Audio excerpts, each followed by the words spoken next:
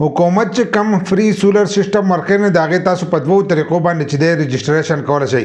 یوه طریقه خو ما تاسو ته ښوولې ده په دوو دریو ویډیوګانو کې چې دی ما تاسو ته طریقه ښوولې چې آنلاین تاسو د هغې رجسټریشن کولی شئ او د هغې په باره کې چې دی زموږ په یوټیوب چینل کې ویډیوګان پراته دي. په یوټیوب کې مظلومیار سپیک یو سرچ کوم نو زموږ یوټیوب چینل به درته راشي نو آنلاین تاسو د هغې لپاره اپلای هم کولی شئ.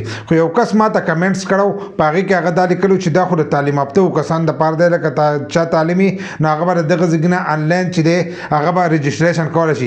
خو د کومو کسانو چې تعلیم نه وي نو هغه به څه چل کوي هغه په موبایل باندې نه پوهېږي یا سره موبایل نه وي نو هغه کسان چې دي هغه به کومه طریقه چې ده هغه به اختیاروي چې هغه خپل رجسټریشن وکړي. نو د هغو د طرفه چې دی دوه طریقې ښوولې شوي دي. یو خو دغه آنلاین فارم چې دی دغه جمع کول دي چې هغه تاسو جمع کوئ نو تاسو ته فری سولر سسټم چې دی هغه به میلاویږي چې کله نه شروع شي خو د هغې نه مخکې د هغې رجسټریشن دی چې تاسو رجسټریشن وکړئ نو د هغې نه وروسته بیا دا شی چې دی دا به تاسو ته میلاویږي. دویمه طریقه دا ده چې تاسو به ډپټي کمیشنر افیس ته چې دی هلته کې به ځئ او هلته کې به د هغې هغه فارم چې دی هغه به جمع کوئ. چې هغه فارم جمع کوئ نو په هغه طریقه باندې چې دی هم ستاسو رجسټریشن کیږي. نو دا دوه طریقې دي. هغو دغه دوه طریقې چې دي خالي ښوولې دي. ډپټي کمیشنر افیس ته لاړ شئ هلته کې هم تاسو کولی شئ او که آنلاین کوئ نو په آنلاین باندې چې دی زموږ ویډیو پراته ده زموږ په یوټیوب چینل کې دوه درې ویډیوګان پراته دي او لینک هم هلته کې پروت دی د هغه ځای نه ډایرکټ چې دی تاسو اپلای هم کولی شئ.